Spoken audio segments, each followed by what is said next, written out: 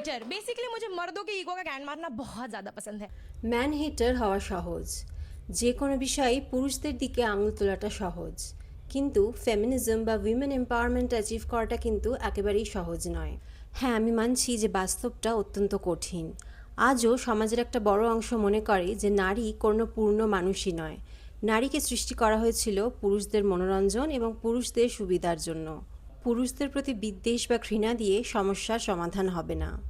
কারণ ঠিক যেরকম টক্সিক পুরুষ রয়েছেন, তেমনই রয়েছেন কিছু পুরুষ যারা কিন্তু নারীদের অধিকার নিয়ে লড়ে এসছেন বরাবর, এবং তারাই কিন্তু উইমেন এম্পাওয়ারমেন্টকে আজকের এই জায়গায় আসতে সাহায্য করেছেন।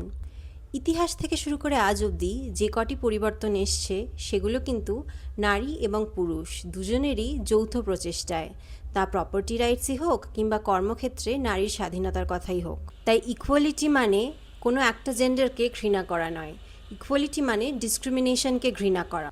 আরেকবার ভাবুন তো, এই যে মহিলাটি পুরুষদের সম্পর্কে যা যা বলছেন বা যেভাবে তাদেরকে ইনসাল্ট করছেন বা তাদের নিয়ে জোকস বলছেন, এটাই যদি পরিবর্তন করে পুরুষরা মহিলাদেরকে নিয়ে বলতো তাহলে আমাদের প্রতিক্রিয়াটা কীরকম হতো।